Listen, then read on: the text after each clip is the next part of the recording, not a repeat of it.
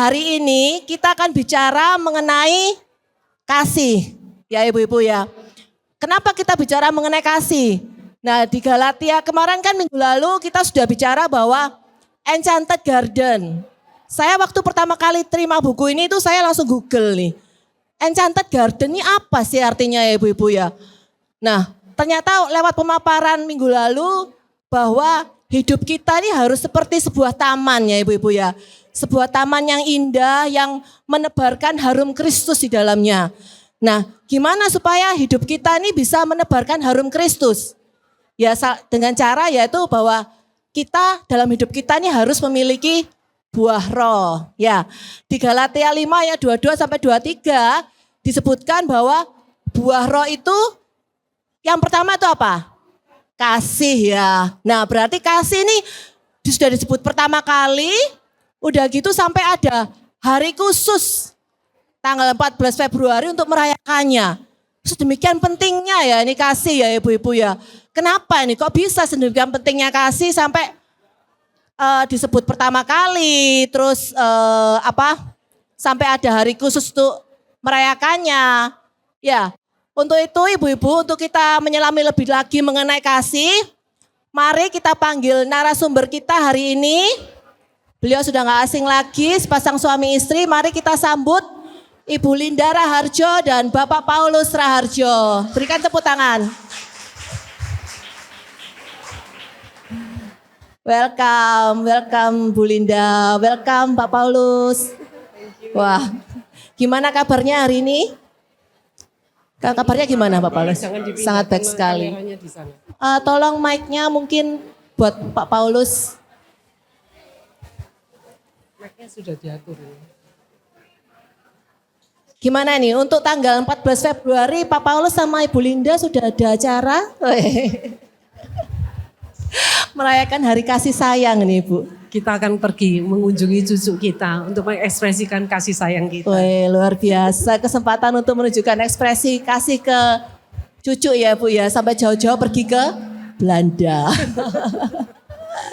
Oke. Ini kan kita kan hari ini mau bicara mengenai salah satu buah roh yang sampai disebutkan pertama kali di Galatia 5 ayat 22 yaitu kasih ya Bu ya.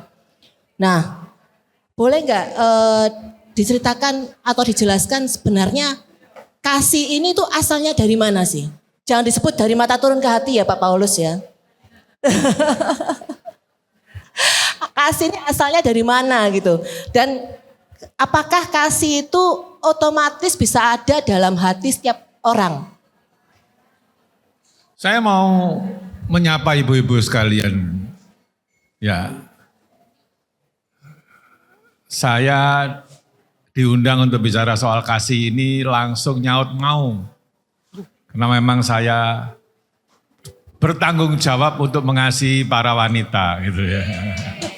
Tepuk tangan dong untuk yang bertanggung jawab ini. Ini wanita sekarang banyak yang terpuruk itu gara-gara Adam katanya. Ketika Adam komplain sama Tuhan, Tuhan aku kok sendirian, tidak ada penolong yang sepadan. Terus Tuhan bilang tenang, aku akan ciptakan partner yang pas untuk kamu. Tapi pertanyaannya, kamu mau berkorban apa? Kalau separuh kepalamu saya buat jadi wanita gimana? Dia nggak mau. Terus kakimu, tulang kaki yang panjang ini dibuat jadi wanita gimana? Enggak mau. Akhirnya kita tahu ceritanya saudari sekalian, Adam cuma mau berkorban satu dari 24 tulang rusuknya. Jadi ya gini ini jadinya. Apalagi Adam diciptakan dari tanah dan wanita diciptakan dari tulang. Lihat harga tanah sekarang. Jadi akibatnya kita harus mencintai lebih lagi pada wanita. Tapi itu cuma kelakar ya Bu. Jadi bukan keharusan loh ya Pak Paulus ya. Bukan keharusan Adam mencintai wanita ya. Memang loh, memang diciptakan untuk dicintai. Oke. Berarti kasih ini dari mana kalau gitu Pak Paulus? Asalnya dari mana kasih ini? Apakah kalau dari cuma itu? pertanyaan itu biar istri saya yang jawab ya. Oke. Saya hanya mengikuti kali ini, saya hanya mengikuti saja. Pendamping setia Iya, ini Bu Pak pendamping. Bu Linda nih.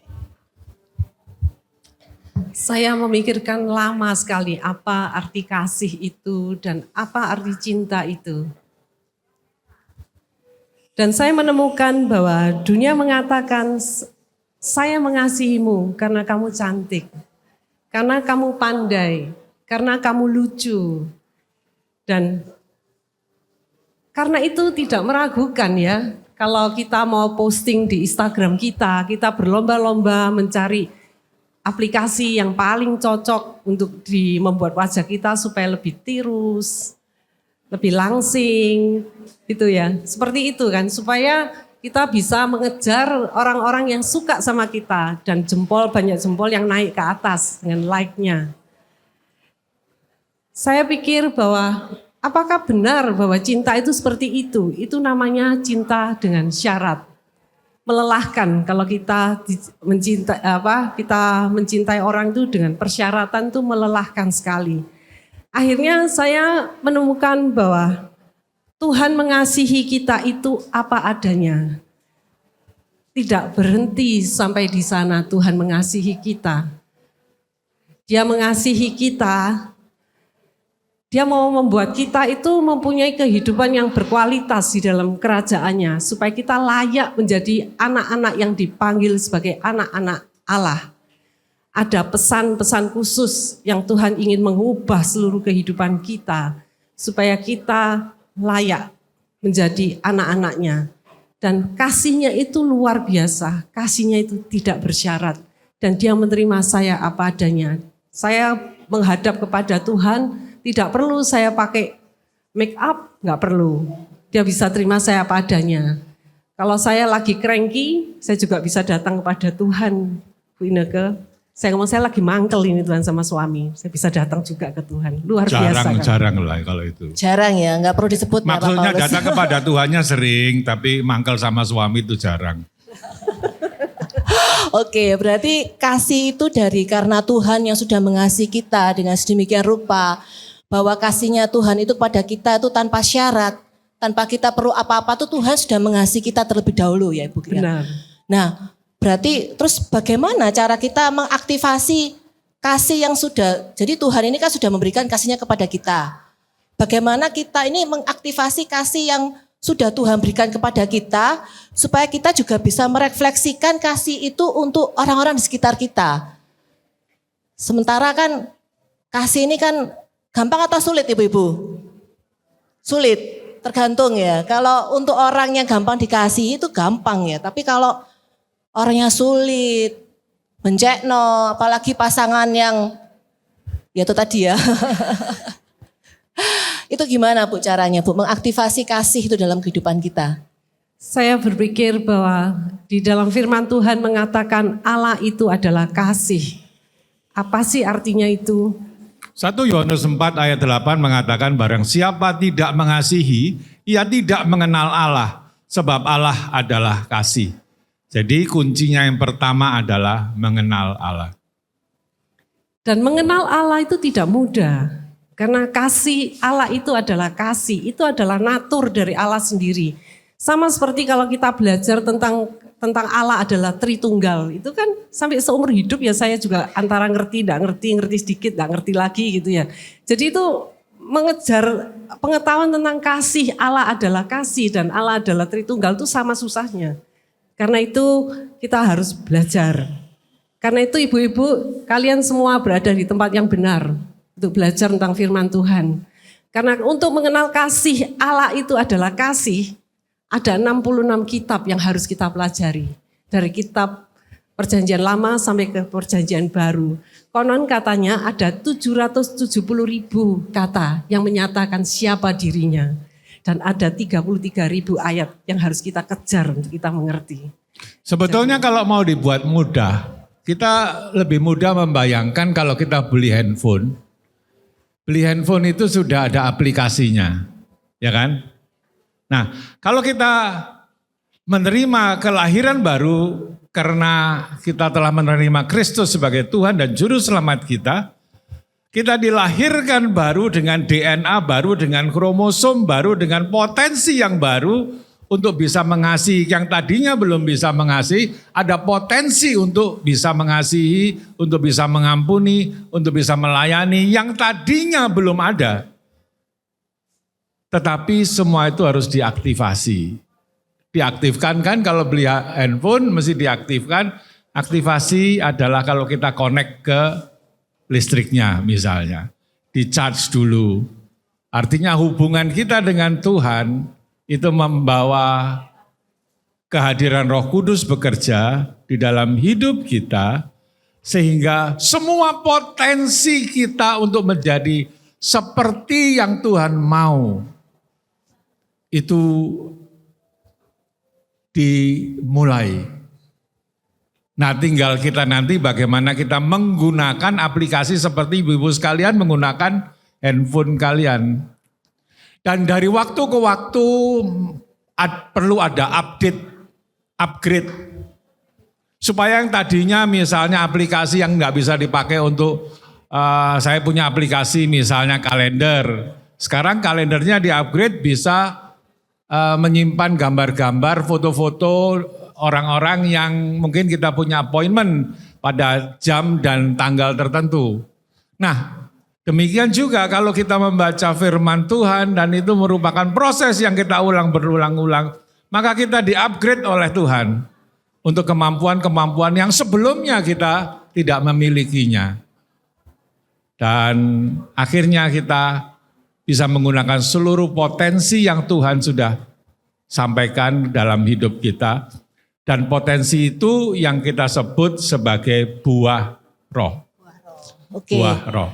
Itu tadi penggambarannya sangat mudah sekali kita mengerti ya ibu-ibu ya. Jadi bagaimana bahwa kita setelah menerima Tuhan Yesus, kita ini bagikan smartphone ya kan ya Pak ya. Jadi kita ini sudah ada aplikasinya. Sudah ada aplikasi yang nempel di smartphone. Tapi pada saat aplikasi itu juga nggak di-upgrade, nggak dipakai, akhirnya smartphone ini ya bisa-bisa cuma jadi pajangan ya Pak ya.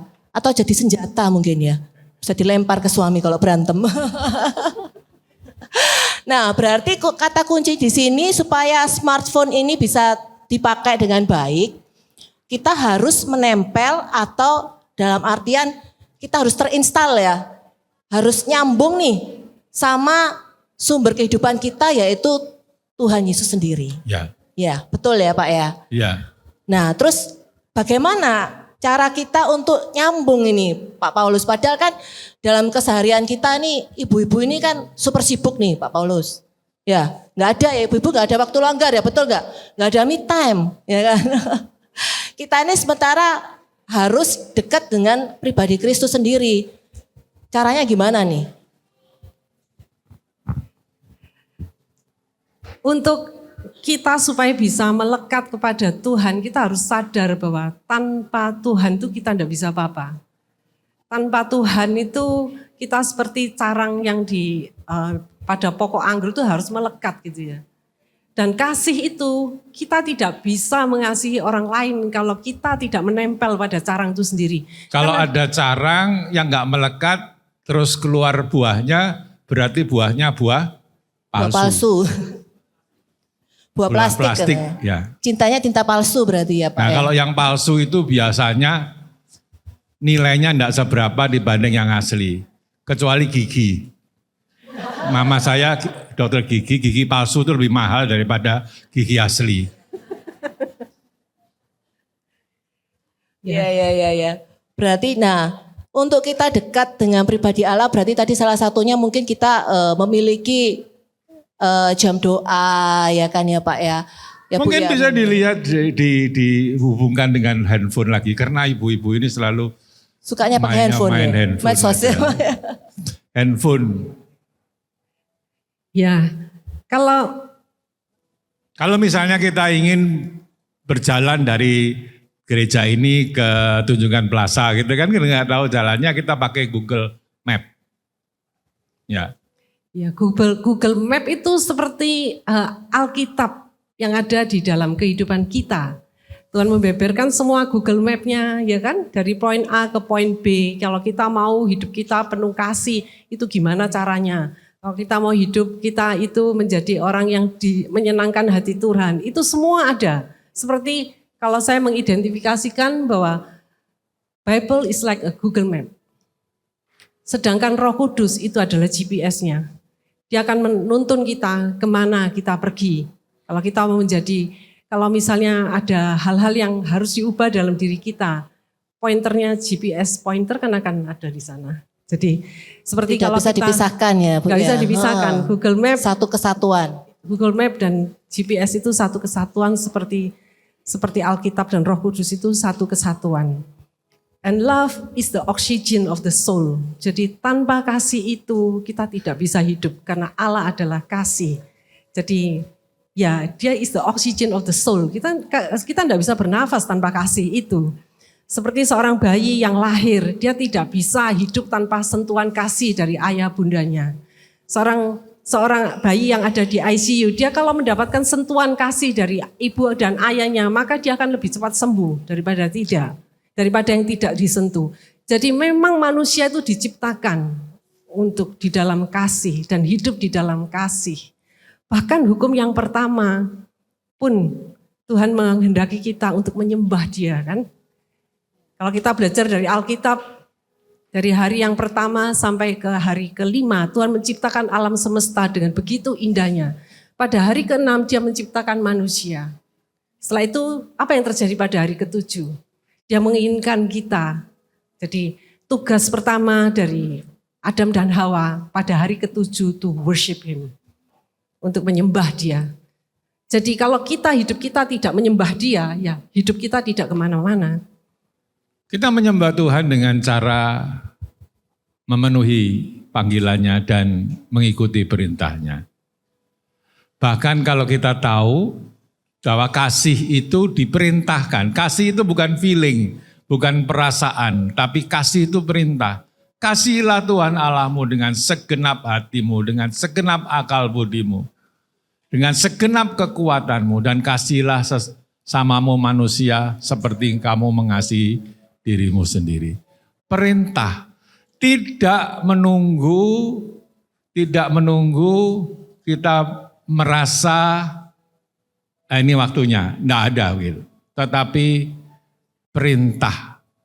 Setiap kali kita masih ada kesempatan untuk hidup, untuk menunjukkan kasih kita kepada orang lain, pada waktu itu juga kita melakukan atau mengikuti perintah Tuhan untuk mengasihi orang tersebut. Nah biasanya justru ketika kita punya niat untuk belajar, untuk punya kasih yang lebih besar, Tuhan itu izinkan dan kirimkan orang-orang yang menjengkelkan bagi kita untuk mengasah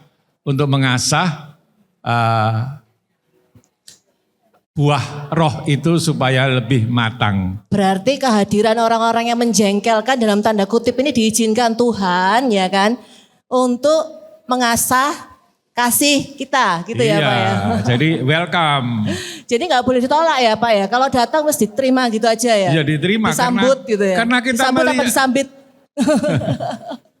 Karena kita melihat bahwa di belakang itu Tuhan punya maksud yang jauh lebih besar, yaitu menjadikan kita menjadi pribadi-pribadi yang makin serupa dengan Kristus. Oke, berarti ibu-ibu kalau ada kehadiran orang-orang yang bencekno, yang menjengkelkan, bilang dalam hati, puji Tuhan, terima kasih ya Tuhan, Engkau membuatku ingin supaya menjadi serupa dengan Kristus ya, bukan malah. Tapi jangan juga sukacita ya. Lupa, kita juga bisa saja menjengkelkan bagi orang lain kan. Itu ya harus digarisbawahi ibu-ibu. Jadi jangan merasa bahwa suami menjengkelkan, kita juga bisa menjengkelkan buat suami. Betul ya Pak ya? Istri bisa menjengkelkan suami ya Pak ya? Ya misalnya karena banyak kerjaan pulang terus istri bilang, ini belum tentu istri saya ya. Istrinya orang lain, dicatat ya ibu-ibu, istri orang lain ini. Jadi bilang, lo sudah pulang-pulang malam yang di pangku kok laptop. Terus suaminya pikir, wah ini gimana ya? Ya sudah laptopnya ditutup, ya sudah sekarang aku yang kamu yang aku pangku. Istrinya bilang gini, kasep, telat. Salah lagi. Oke, berarti kasih ini adalah refleksi dari Allah yang sudah lebih dahulu mengasihi kita. Dan perintah. Dan perintah. Berarti kasih ini bukan sekedar perasaan ya Pak ya? Bukan sekedar perasaan. Bukan Betul. sekedar perasaan. Tetapi suatu kata benda keputusan berarti ya? Keputusan. Karena kasih itu berarti ibaratnya kita nih sudah diperintahkan oleh Tuhan untuk mengasihi. Berarti kita juga harus mengambil keputusan untuk taat. Betul ya Pak ya? Harus taat pada perintah Tuhan. Jadi mengasihi ini bukan suatu perasaan, sekedar perasaan, tapi juga suatu keputusan. Bahkan kalau kita lihat di 1 Korintus 13 tentang kasih, saya nggak akan membahas apa yang akan dibahas di buku, tapi yang kita sering kali lupa adalah setelah itu firman Tuhannya bilang apa? Ingat pada waktu aslinya firman itu tidak ada nomornya. Kalau kita lihat di 1 Korintus 14 ditulis, kejarlah kasih itu. Jadi kita harus mengusahakan dan mengasah apa yang kita miliki, bahkan mengejar kasih itu. Kami berdua melayani di pelayanan keluarga, counseling lebih dari 30 tahun. Dan satu hal yang kami nasihatkan kepada pasangan-pasangan muda itu, kalau kamu hanya mengejar perasaan itu, kalau kamu hanya mengejar emosi itu, atau degup jantungmu yang kira-kira jalannya 200 kali per detik ya. Nah kalau kamu hanya mengejar itu, maka ya bisa sakit jantung dengan cepat dan mati gitu ya. Dan kasih itu adalah sebuah keputusan, karena kalau kita hanya mengejar romantika ketika kita belum pacaran, itu akan menguap dalam 18 bulan pertama. Sudah deg-degan itu sudah nggak ada lagi. Tidak terjadi secara otomatis. Gimana romantika itu tetap bisa ada di dalam keluarga? Harus diciptakan. Harus ada kerja keras di dalamnya. Dan Tuhan mengatakan sebanyak 500 kali tentang perintah, tentang kasih itu. Dari perjanjian baru sampai perjanjian lama sampai perjanjian baru. Jadi itu adalah satu perintah, satu keputusan, sesuatu yang harus kita usahakan dan dengan kerja keras, tidak terjadi secara otomatis. Kalau harus kita usahakan, harus suatu keputusan, saya rasa tuh pasti mengasihi itu menjadi suatu hal yang sulit ya, apalagi terutama untuk orang-orang yang mungkin sudah menyakiti kita, sudah menimbulkan luka dalam hati kita, itu pasti suatu hal yang sulit ya Bu ya. Dan itu pasti membutuhkan proses untuk kita bisa mengasihi orang tersebut, bahkan sampai berdarah-darah mungkin ya. Nah, untuk kasih yang sulit ini yang harus diusahakan, boleh kita panggil teman kita untuk memberikan sharing kisahnya, testimoninya, bagaimana kasih.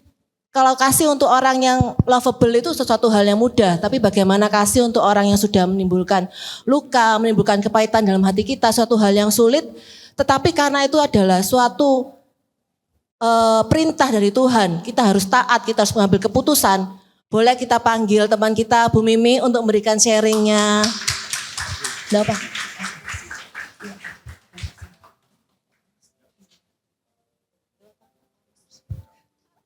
Mau berdiri atau duduk Bu Mimi? Sembarang. Ya. Terima kasih atas. Thank you Pak.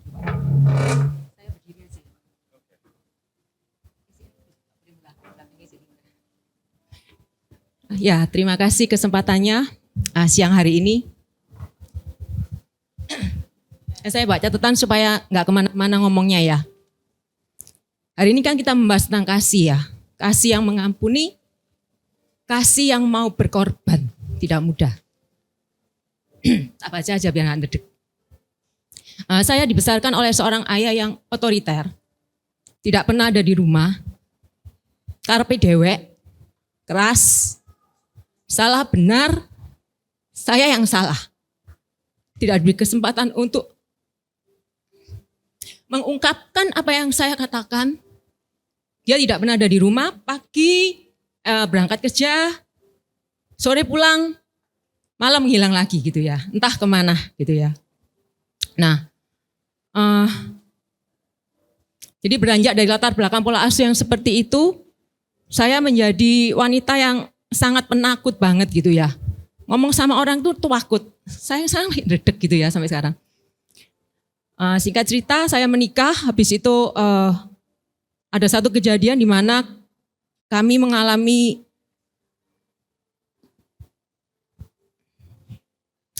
pergumulan dalam masalah keuangan. Papa ngomong sama saya gini, kamu kerja kayak gitu. Loh, aku lah ya bingung toh. Selama ini aku sebagai ibu rumah tangga yang murni, nggak pernah kerja gitu ya. Ya aku harus bagaimana gitu loh. Aku merasa loh, aku selama ini nggak pernah kamu bimbing, nggak pernah kamu arahkan, nggak pernah kamu tuntun, nggak pernah kamu pimpin. Habis itu tiba-tiba ketika kami mengalami pergumulan, kamu tuh kerja kamu itu males, kamu itu. Itu seperti pisau yang menusuk saya gitu, kamu males, kamu itu. Kata gitu.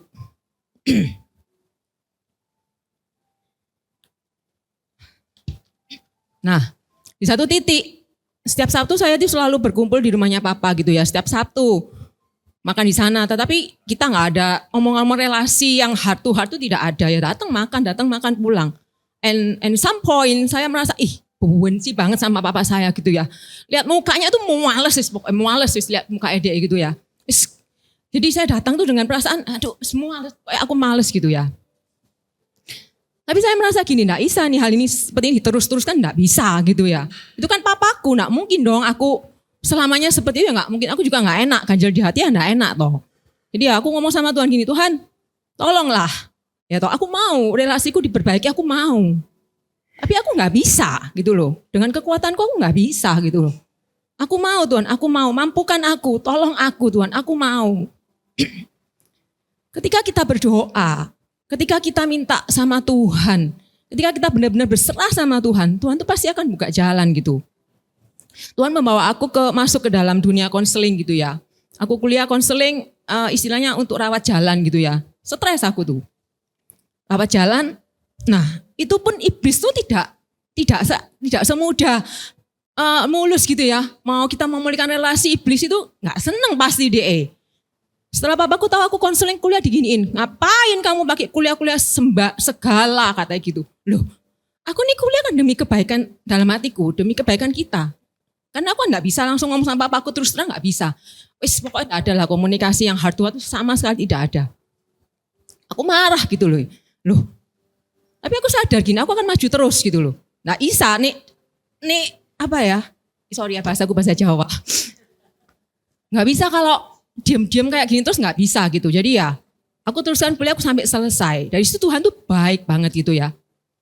Tuhan itu by proses tentunya nggak bisa instan 1 tambah 1 tambah 2 nggak bisa. By proses aku tuh dipulihkan gitu loh, hatiku dipulihkan. Karena dari kuliah tuh aku menemukan bahwa papaku seperti ini tuh karena dia juga nggak punya figur ayah. Dia ditinggal ayahnya ketika dia umur 1 tahun. Dia dibesarkan oleh kakak-kakaknya which is ini menurut aku ya dari cerita-ceritanya mama, papa tuh diadik tirikan gitu istilahnya. Jadi no love. Mungkin love-nya cuman ya tak tahu lah. Jadi aku memahami, papaku seperti itu kayak gitu ya. Ya aku bisa ada belas kasihan yang timbul dalam hatiku gitu loh. Dan aku percaya itu bukan aku gitu, itu Tuhan. Tuhan pasti yang menaruh di dalam hatiku itu Tuhan gitu. Singkat cerita, beberapa tahun yang lalu itu kami satu keluarga menemukan dosa yang tersembunyi yang dilakukan papa gitu ya. Kami satu keluarga itu broken hearted banget gitu ya. Tapi aneh bin ajaib, aku tuh bisa nggak merasakan marah ya apa tuh enggak tuh. Aku bisa tenang, aku bisa melihat dia. Ini proses sekali lagi ya enggak instan. Aku ingat ada perkataan hamba Tuhan yang mengatakan gini, kita tuh boleh benci dosanya tuh boleh, tapi kasih orangnya gitu loh. Karena orang ini pun enggak mengerti kalau dia tuh berbuat dosa gitu loh. Jadi dari situ aku ada kecewa ya pasti ada lah ya. Ada sedih ya pasti ada ya. Kalau nggak merasakan itu aku lah rodok gendeng gitu ya toh. Jadi aku melihat dia tuh enggak sampai marah yang meledak-ledak gitu enggak gitu loh. Tetap ya itu ingat tadi kata benci dosanya. Tapi kasih orangnya gitu ya. Ya aku mau taat gitu loh. Tuhan enggak mampu, tapi Engkau yang memampukan aku gitu ya. Nah, 1/2 tahun yang lalu eh, Papa sakit gitu dan sekarang dia saat ini dalam keadaan yang sakit parah. Amazingly kemarin terjadi, aku ke kamarnya dia gitu ya.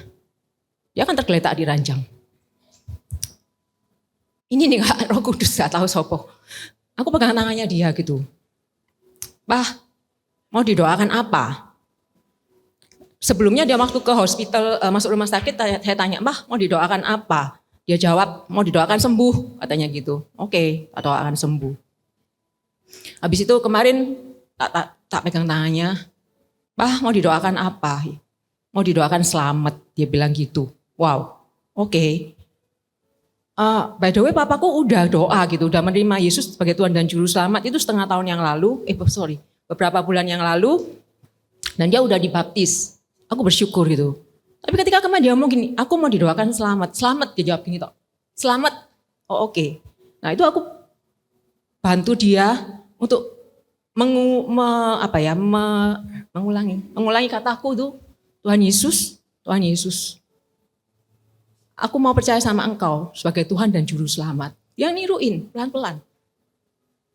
Aku mau mengakui dosa-dosa aku. Dia ngikuti juga pelan-pelan. Ya udah, habis itu aku bilang, Pak, kalau papa ada rasa sesuatu apa, bilang aja Tuhan Yesus, Tuhan Yesus. Iya Mi, dia bilang gitu.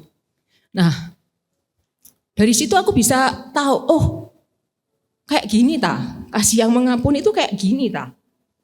Kasih yang mau memaafkan itu kayak gini ta. Sama sekali dalam hatiku rasanya bebas gitu. Plong, gak ada apa-apa.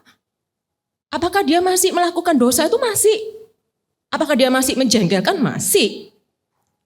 Kalau diomongin itu enggak mau dia, sekali gitu cukup. Sampai 2 kali 3 kali saja sewentak ambil dia isaan gitu. Tapi dari situ aku merasa, oke. Oh ini ya Tuhan ya, kasihmu tuh kayak gini ya Tuhan ya. Kamu tuh enggak ada kemarahan sama kita, enggak ada gitu loh. Kita berdosa sekalipun kau tuh masih tetap mengharap kita kembali, mengharap kita tuh kembali terus menerus gitu loh. Nah, itu sih yang bisa aku saksikan mengenai kasih yang mengampuni by proses, tidak ada yang instan. Seperti yang Bu Linda ngomong, harus pertama apa? Mau dulu. Kita harus mau. Gampang? Enggak. Mau dulu. Habis itu taat. Taat akan apa? Firman Tuhan. Firman Tuhan katakan apa? Kamu tuh harus mengampuni saudara-saudaramu. Loh, nek kamu enggak mengampuni saudara-saudaramu, loh Tuhan ya enggak akan mengampuni kita. Kan gitu sih. That's simple gitu loh. Mungkin itu sebagai suatu perintah. Yes. Gampang? Enggak. Seperti Pak Paulus katakan, kasih itu perintah. Bukan perasaan. Perintah.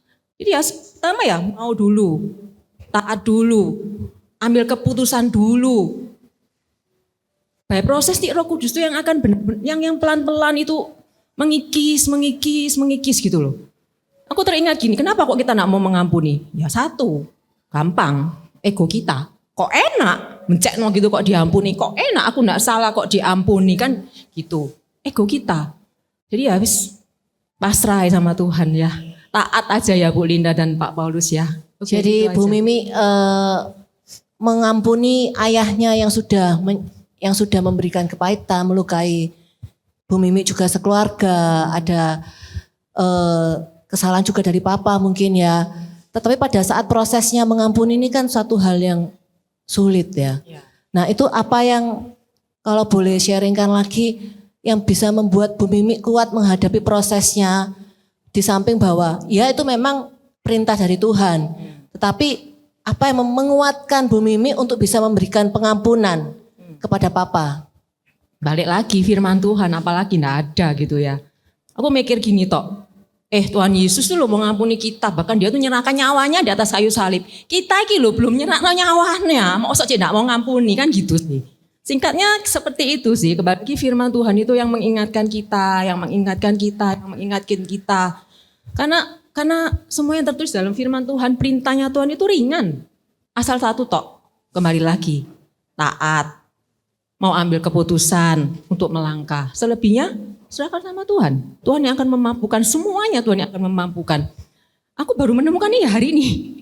Minta kesaksian saya baca, oh iya ya, oke. Itu sih. Oke ya, terima kasih Bu Mimi untuk sharing kesaksiannya. Apakah saudari mengira bahwa Tuhan memberikan hidup kita dan memberikan perintah untuk mengikutinya supaya hidup kita mudah? Jelas tidak. Apakah mudah bagi Tuhan untuk mengorbankan dirinya dan mati di atas kayu salib? Sama sekali tidak. Tetapi berjalan bersama dengan Tuhan, kita bisa merasakan support dari Tuhan sendiri. Rasul Paulus mengatakan demikian, I can do all things. Aku dapat melakukan segala sesuatu. Tapi belum berakhir di situ. Through Christ who strengthened me. Melalui Kristus yang memperkuat aku. Kalau kita tidak menaati firman-Nya, kita tidak akan melihat dan mengalami kuasa-Nya. Mungkin kita dilahirkan dari keluarga yang tidak pernah menunjukkan dan mengasihi dan saling mengasihi. Tetapi kalau kita bertobat dan menyerahkan hidup kita kepada Tuhan dan tergabung dalam komunitas seperti ini, maka kita mendapatkan modal untuk mengasihi orang lain. Modal itu baik dari Tuhan, terutama dari Tuhan. Yang kedua, dari dorongan saudara dan saudari seiman. Saya tidak pernah melupakan satu jawaban dari seseorang yang bertanya kepada Tuhan, Tuhan, how much you love me? Seberapa besarnya kasih-Mu padaku? Yesus tidak menjawab. Dia hanya menunjukkan dengan cara membuka lengannya ke kanan dan ke kiri, lalu mati. That's how big His love is for us. Untuk mengaktifasikan itu memang kita harus datang kepada Yesus dulu ya.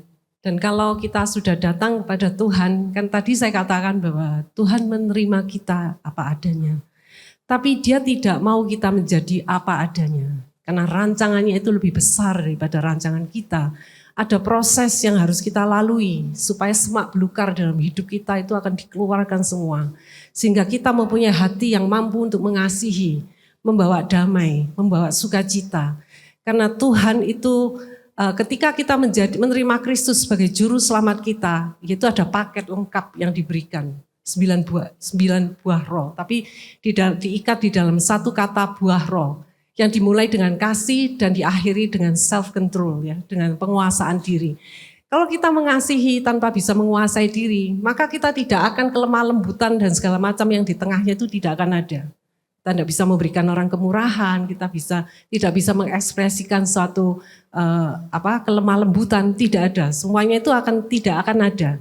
Jadi kasih memang kita harus mengasihi, ada suatu perintah. Tapi kita juga harus ingat bahwa yang terakhir itu adalah self control. Hidup ini tanpa disiplin akan chaos.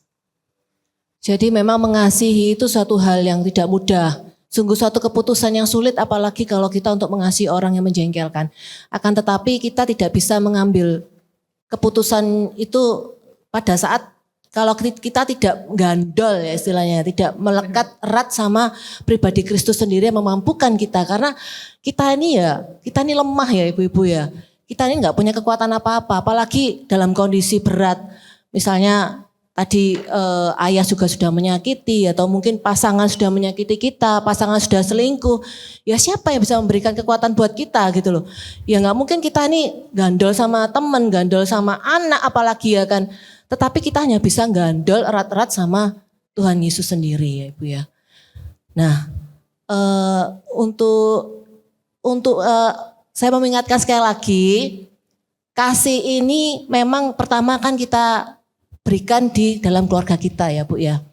Nah, untuk anak-anak kita, selain anak-anak kita mengenal kasih dari kita, dari parentsnya ya kan, mungkin juga anak-anak itu perlu mendapatkan kasih dari lingkungannya, terutama mungkin sekolah ya Ibu ya. Nah, ini saya mau mengingatkan bahwa nanti hari Minggu tanggal 16 Februari akan ada acara untuk ibu-ibu yang punya anak di bawah usia 6 tahun. Tetapi juga mungkin yang anaknya di atas usia 6 tahun boleh juga ikut acara ini karena ada basar makanan terutama nih pasti ya.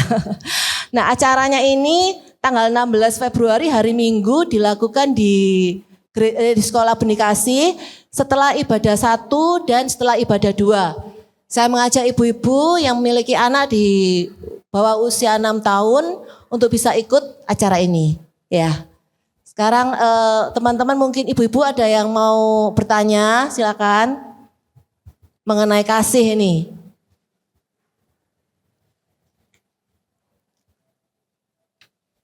Dari oh ya, oke. Oke, boleh. Dengan Ibu siapa? Mic-nya mungkin? Dengan Ibu Ike. Oh, Vike, sorry. Ya, selamat pagi. Pertanyaannya, dalam hubungan dengan orang lain, bagaimana cara kita menyeimbangkan kasih yang tulus dengan batasan yang sehat? Apa ada titik di mana kasih itu yang terus-menerus kita berikan tuh justru malah menghambat pertumbuhan kita? Atau juga orang yang kita kasihi? Oke, jadi kasih ini kan katanya tanpa batas nih ya. Tetapi apakah betul-betul harus tanpa batas? Lost doll gitu istilahnya ya. Kasih terus dikasihkan gitu. Gimana ini? Allah aja ada, kasihnya ada batasnya kan. Ada syarat dan ketentuan yang berlaku. Kalau kita sudah terima Kristus, ada perintah yang harus kita jalankan. Nah, kalau kita bisa mengasihi orang tanpa batas, itu namanya harus kita kaji lagi. Apakah benar kita mengasihi dia itu dengan akan membawa sebuah kebaikan dalam kehidupannya. Nah, kalau kasihnya itu tidak membawa kepada satu menuju ke arah yang benar, ya kita harus mempertanyakan diri kita lagi. Apakah kasih saya yang tanpa batas ini benar kah? Jadi dalam hidup ini kita harus tahu kapan kita sadar dan kapan kita harus sabar. Sadarnya gini, kalau memang itu harus disadarkan bahwa memang ini ada masalah gitu ya. Dan masalahnya itu memang betul-betul realita, memangnya ada masalah ini. Dan dengan demikian saya baru bisa sabar untuk mengasihi dengan kasih yang tak terbatas itu sambil menunggu jawaban doa.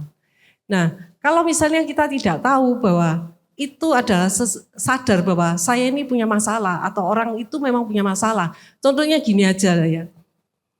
Misalnya ada seseorang itu yang mau pinjam uang gitu ya. Dan kita harus mikir gitu loh, ini uang ini gunanya untuk apa? Untuk support kesenangannya dia, lifestyle-nya dia yang gak jelas, atau memang kita memberikan dia untuk menciptakan kailnya. Kalau kita memberikan bantuan itu dengan kesadaran bahwa dia realitanya memang dia punya masalah keuangan, dia tidak punya pekerjaan, sadar kan? Kita, kalau dia itu punya masalah itu. Nah, kalau kita tidak sadar kalau dia punya masalah itu, terus kita supply terus saja, ya kasihan gitu. Oh, sampai kapan kita supply lifestyle orang yang tidak jelas ini? Kan semuanya ada batasannya juga. Jadi misalnya ada teman kita nih ya Bu ya, datang nih, aku butuh uang nih. Kamu ini kan teman baikku nih, masa kamu gak bantu aku? Nah, itu tetap kita juga butuh hikmat ya dari Tuhan ya. Tanya sama Tuhan ya. Benar nggak Tuhan orang ini betul-betul butuh dibantu gitu kan. Dan kita bisa membantunya itu mungkin memberikan kail bukan memberikan ikannya. Iya ya. Benar. Dan itu tetap dengan dari hikmat Tuhan itu kita bisa tahu batasannya sejauh mana ya kan Bu ya. Jadi nggak semata-mata karena dia teman kita, terus kita merasa kita terbeban, oh kita jangan sampai kita merasa, oh ya Tuhan mungkin ini aku jadi saluran berkat-Mu ya buat orang ini gitu, buat teman saya gitu. Terus kita akhirnya malah dalam tanda kutip akhirnya seakan-akan dimanfaatkan. Iya betul. Gitu ya Bu ya, oke. Jadi Kasih itu tidak merusak kan. Kasih itu membangun kehidupan orang lain. ya, jadi kasih itu tetap kita berikan kasih, tapi kita harus membangun dari karakter orang tersebut juga ya Bu ya. Oke. Kalau kita tarik dari kasih bagian dari buah roh, tadi Linda sudah mengatakan pada buah roh yang disebutkan terakhir adalah penguasaan diri. Dan itu kita juga harus belajar penguasaan diri dan juga mengajar orang yang sedang perlu pertolongan itu untuk menguasai diri juga.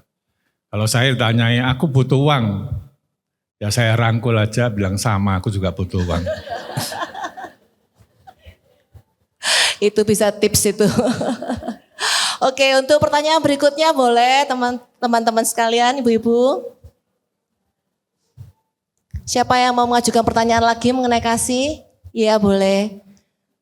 Boleh disebutkan namanya terlebih dahulu? Sisilia, nama saya Sisilia. Saya mau nanya, bagaimana sih kita tahu gimana ya? Kan saya ibu rumah tangga gitu. Saya kan ibu anak. Status pekerjaan? Saya ibu punya anak 3 gitu. Nah saya gimana sih bisa tahu kegiatan yang kita lakukan setiap hari itu bukan cuma rutinitas gitu. Kadang kan kita tiap hari misalkan masakin untuk suami, untuk anak kayak gitu kan. Udah bertahun-tahun misalnya belasan tahun. Nah itu tuh gimana sih caranya kita biar tetap tahu kalau yang kita lakuin itu bukan rutinitas aja. Tapi kita melakukannya itu dengan kasih gitu. Gimana sih caranya? Biar kita tetap bertahun-tahun pun merit tetap melakukan itu kasih, bukan cuma rutinitas saja gitu. Pertanyaan yang bagus sekali. Itu waktunya ibu untuk ikut hati ibu ya. Nanti akan diproses di sana.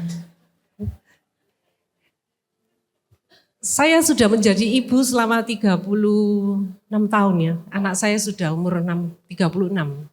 Jadi saya menemukan bahwa menjadi ibu itu ada satu panggilan yang sangat istimewa.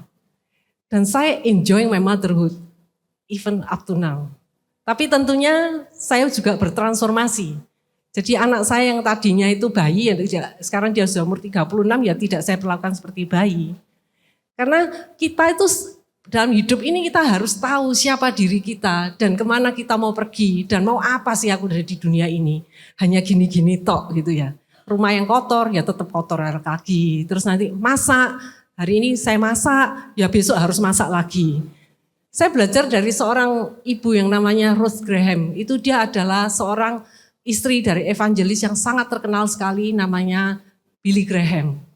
Dia menaruh di dapurnya, itu dia mengatakan bahwa setiap hari pelayanan ilahi sedang diselenggarakan di dapur ini. Jadi kita harus tahu bahwa panggilan kita di dunia ini untuk apa gitu ya. Saya adalah seorang ibu, saya adalah seorang istri dari Paulus Raharjo. Dan saya adalah kakak-kakak rohani dari kalian semua gitu ya. Atau ibu rohani lah ya, saya yang paling tua kan. Untuk apa saya di dunia ini gitu. Kalau saya tahu the purpose of my life itu maka semuanya itu akan tertata dengan sendirinya. Saya ketika misalnya tentang saya mengerjakan rutinitas saya sehari-hari. Saya katakan bahwa mimbar hidup saya ini sekarang adalah rumah saya, dapur saya. Saya akan mengajari anak-anak perempuan saya kalau itu ada. Saya tidak punya anak perempuan tapi anak laki-laki saya. Saya pun ajarin bagaimana dia merapikan rumahnya. Banyak kan kita pergi ke rumahnya orang ya. Itu kok ini rumah atau kandang gitu ya. Jadi bingung gitu ya. Jadi seperti yang dikatakan enchanting garden. Jadi kalau kita hidup sebagai orang Kristen, itu mambunya itu orang Jawa ngomongnya mambunya. Harumnya. Harumnya, aromanya itu harus keluar sebagai aroma Kristus. Jadi kalau kita pergi ke dunia dan memberitakan bahwa Tuhan itu baik, nafasnya itu juga keluar kebaikan gitu loh. Ada bau harum yang keluar. Jangan-jangan kita hanya menampilkan diri kita itu indah di Instagram. Tapi ketika orang menengok kamar kita, ya ampun ini kapal pecah ini. Jadi ya gimana ya seperti itu. Jadi banyak hal-hal yang bisa kita ajarkan kepada anak-anak perempuan kita. Bagaimana kita mengajarkan kepada anak-anak laki-laki kita. Bagaimana dia akan kelak kalau dia besar, dia akan menjadi orang yang seorang leader, seorang provider, dan seorang protector. Dan kita mengajari banyak trik-trik kehidupan. Kalau saya bilang bahwa menjadi seorang ibu itu satu panggilan yang sangat istimewa. Saya tidak akan menukar dengan apapun juga. Karena itu adalah proses kita mentransfer ilmu hidup kepada anak-anak kita. Dunia tidak akan mengajarkan. Moralitas dimulai dari keluarga. Ilmu kehidupan itu ada di dalam keluarga. Kalau kita luput mengajar anak-anak kita di dalam rumah tangga, maka masyarakat akan mengajarnya. Lebih parah lagi kalau masyarakat sudah tidak bisa mengajarnya, aparat yang datang. Jadi jangan lupa ikut kelas hati ibu yang akan dibuka lagi nanti batch berikutnya di bulan September 2025. Jangan-jangan ibu-ibu kurang paham tentang panggilan ibu sebagai ibu. Dalam kitab Kejadian pasal yang pertama ayat yang ke-27 di situ disebutkan bahwa Allah menciptakan kita laki-laki dan perempuan sesuai dengan gambarnya diciptakannya mereka. Ibu-ibu tahu setelah itu ayatnya bicara apa? Sebagian berpikir ada perintah Allah beranak cucu bertambah banyak. Ini benar tapi separuh. Karena sebelum itu ada kalimat singkat yang kita sering kali lewati. Bunyinya, Allah memberkati mereka. Di dalam berkatnya kita diperintahkan untuk beranak cucu. Dalam Maleakhi 2 ayat 15 ditanyakan, jadi sebetulnya apa yang dikehendaki Allah dalam persatuan suami dan istri ini? Dijawab sendiri, keturunan ilahi, yaitu anak dan cucu yang memuliakan Tuhan. Artinya bagi saya dan Linda dalam pelayanan kami sederhanakan dengan begini. Kalau sebelumnya Adam dan Hawa dipanggil untuk menjadi saluran berkat melalui anak dan cucu di Taman Eden. Taman itu sekarang sudah tidak ada, yang ada Taman Edan. Tetapi panggilan kita untuk memberkati dunia ini melalui keluarga kita, melalui anak kita, melalui cucu kita, menjadikan dunia ini lebih baik, menjadikan Kristus lebih dimuliakan di muka bumi ini, belum pernah dicabut. Jadi selama itu pula kita akan melakukan bagian kita. Kalau menjadi ibu ya jadi ibu yang terbaik bagi anak-anak kita. Menjadi istri jadi istri yang baik. Demikian juga dengan suami dan ayah. Oke, pesannya jadi ibu, jadilah ibu yang terbaik ya ibu-ibu ya. Oke, untuk pertanyaan berikutnya boleh? Siapa yang mau bertanya lagi? Oh ya. Iya. Kalau kasih itu tanpa syarat, kenapa di Alkitab ada ayat-ayat yang sepertinya menunjukkan kasih Allah ada syaratnya? Seperti tadi yang dijawab ya. Jika kamu mengasihi aku, kamu akan menuruti semua perintahku. Jadi sebenarnya kasih itu benar-benar tanpa syarat. Atau ada bagian tertentu yang tetap membutuhkan respon dari kita. Bagaimana bedanya dengan kasih karunia dan akibat dari pilihan kita sendiri? Terima kasih. Banyak orang mengatakan kasih Tuhan tanpa syarat. Betulkah? Betul. Cuma itu satu bagian saja. Tuhan mengasihi kita tanpa syarat karena Dia mati bagi kita ketika kita masih berdosa. Roma 5 ayat 8. Tetapi untuk bisa mengakses kasih itu ada syaratnya. Kalau kasih itu tidak ada syaratnya, kita bisa saja tetap hidup dalam dosa kita. Untuk mengakses kita itu kita harus percaya kepada Tuhan dan menerima Dia sebagai Tuhan dan Juru Selamat kita. Itu syaratnya. Tapi bukan hanya seperti itu. Marilah kepadaku yang letih, lesu dan berbeban berat, Matius 11 ayat 28.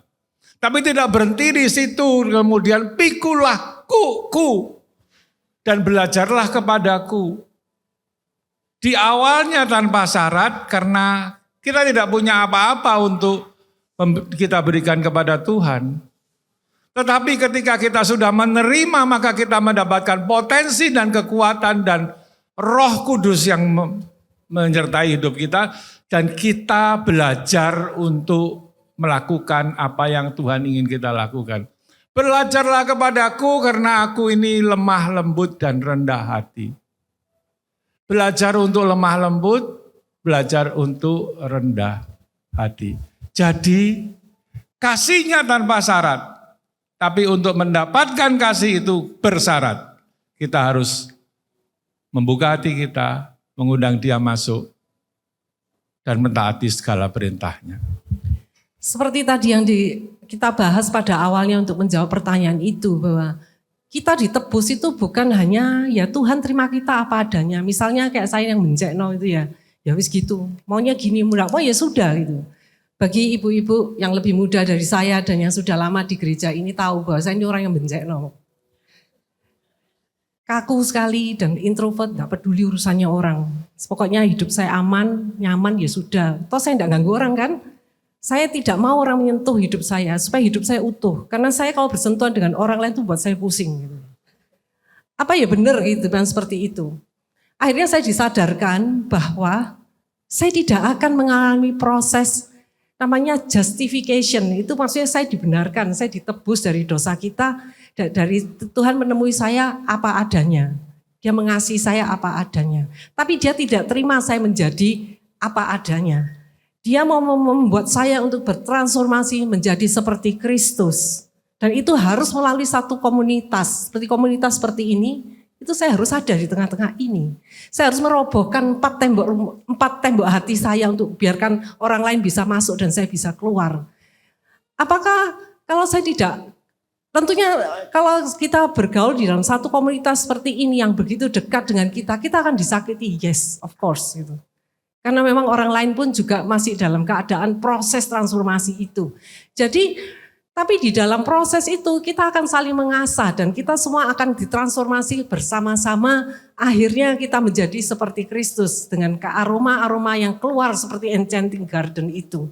Ada kelemah lembutan, ada pengampunan, ada sukacita, ada damai sejahtera di sana. Orang bisa merasakan bahwa vibe itu keluar gitu. Ada orang yang keluar dari kehidupan saya. Saya belajar bahwa saya tidak bisa hidup seperti ini. Ya memang saya bisa utuh. Saya tidak mau orang lain menyentuh saya dan saya tidak mau dekat-dekat dengan orang lain. Pokoknya hati saya utuh.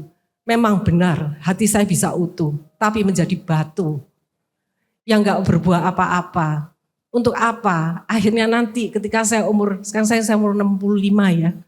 Untuk waktu itu saya sadar sekitar umur 30-an lah saya mulai sadar. 31, 32. Saya mulai sadar dan saya mulai mencoba masuk pelayanan. Nah itu pun juga salah. Karena saya orang yang punya komitmen bahwa saya mulai dulu saya muda. Saya mikir saya pacaran hanya mau 1 kali. Saya menikah hanya 1 kali. Dan saya itu semua hidup itu saya program gitu ya. Karena saya ya dapatnya ya ini salahnya aduh. Well planned ini, well planned. Jadi semuanya itu ditata begitu rapi. Akhirnya ya kalau kita tidak mau membuka hati kita, satu keputusan membuka hati kita, ya hati kita akan penuh dengan batu, kerikil, dan kita tidak akan bisa digarap oleh Tuhan di kebunnya yang indah itu. Dan ketika saat itu tiba, umur 30, saya motivasi saya hanya satu, saya ingin menyenangkan hati suami saya. Itu aja. Masa ya pelayanan itu pantas tuh ya, jadi premarital counselor itu hanya Paulus yang hadir itu ya. Kan enggak pantas toh. Ya sudahlah saya duduk di sana aja ya, janji ya saya duduk di sana, saya enggak ngomong apa-apa. Duduk saja, duduk manis. Pokoknya ada saya kan, keberadaan saya penting kan. Ya, Awalnya formalitas ya. Ya formalitas. Akhirnya dia lempar-lempar gitu ya, 1-2 pertanyaan yang bisa saya jawab. Dan dari sana itu saya belajar bahwa rancangan Tuhan itu bukan rancangan saya. Dia ingin saya bertransformasi menjadi seperti dia. Jadi kalau saya hanya untuk menyenangkan hati suami saya, pasti saya gugur juga. Satu hal yang saya inginkan dalam hidup ini, hanya menyenangkan hati Tuhan. Luar biasa, boleh tepuk tangan ya untuk statement yang terakhir. Jadi memang tujuan akhir hidup kita ini adalah untuk menyenangkan Tuhan ya Bu ya. Dan menjadi semakin serupa dengan Tuhan Yesus kita Dan sendiri. kami selalu saling mengingatkan. Seperti teladan Rasul Paulus mengatakan, apakah upahku? Upahku adalah boleh mengabarkan Injil tanpa upah. Dan itu sudah cukup. Karena kasihnya terlalu besar bagi kami. Luar biasa kasih Kristus yang sungguh luar biasa buat kita. Yang sudah menebus kita, dia memberikan kasihnya kepada kita dan kita harus menjadi saluran kasih itu buat orang juga di sekitar kita ya. Untuk ini sudah cukup waktunya, sudah selesai. Terima kasih untuk narasumber kita hari ini. Terima kasih Bu Linda, terima kasih Pak Paulus. Terima kasih juga untuk ibu sekalian.